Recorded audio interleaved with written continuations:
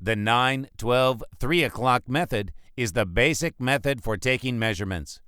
It requires a clear set of units at the 9, 12, and 3 o'clock positions. The measurement procedure is the same for machines with or without spacer or cardan shafts. In this case, the screens during the measurement process will be the same for all coupling types. The measurement process is carried out as follows.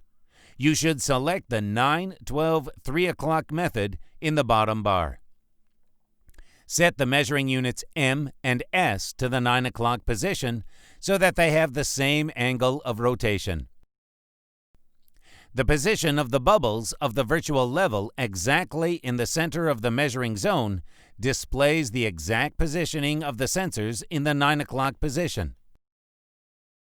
Then tap the icon Take Readings. The difference in the readings of the angle should not exceed 3 degrees, the size of the green zone of the bubble level.